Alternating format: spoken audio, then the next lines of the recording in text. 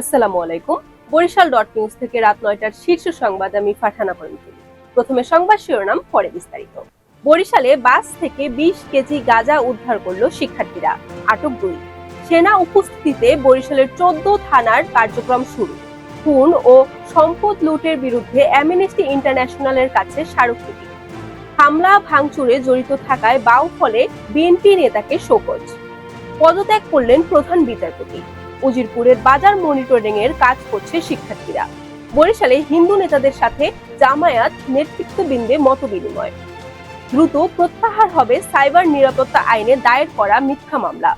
এতক্ষণ শুনলেন সংবাদ শিরোনাম, এখন বিস্তারিত। ঢাকা থেকে পটুয়াখালীগামী যাত্রীবাহী বাস তল্লাশি করে ২০ কেজি গাঁজা উদ্ধার করেছে শিক্ষার্থীরা। এ সময় দুজনকে আটক করেছে শিক্ষার্থীরা। পরে তাদের সেনাবাহিনীর সদস্যদের উপস্থিতিতে কোতোয়ালি মডেল থানা পুলিশের কাছে হস্তান্তর করা হয়। মহানগর ও জেলা পুলিশের ১৪ থানার কার্যক্রম শুরু হয়েছে।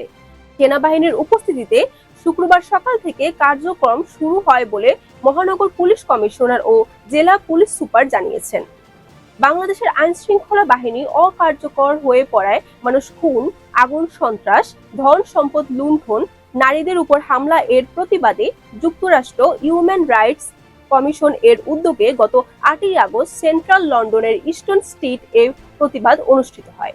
বাউফলে গত ৫ই আগস্ট শেখ হাসিনা সরকার পতনের পর এলাকায় ভাঙচুর, অগ্নিসংযোগ ও হুমকি ধামকির সুনির্দিষ্ট অভিযোগ পাওয়ায় পটুয়াখালীর বাউফলে পৌর বিএনপি সভাপতি হুমায়ুন কবিরকে কারণ দর্শানোর নোটিশ দেওয়া হয়েছে।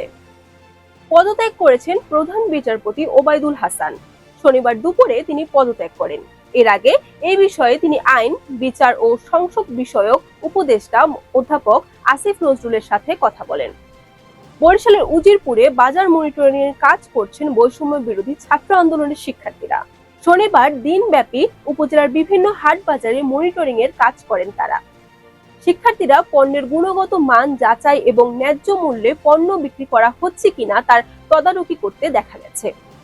বরিশালের হিন্দু ধর্মাবলম্বী বিভিন্ন সংগঠন ও শ্রেণী পেশার নেতৃবৃন্দের সাথে মতবিনিময় এবং তাদের ধর্মীয় উপাসনালয় পরিদর্শন করে জামায়াতে ইসলামী বরিশাল মহানগর ও জেলা শাখার নেতৃত্ববৃন্দ।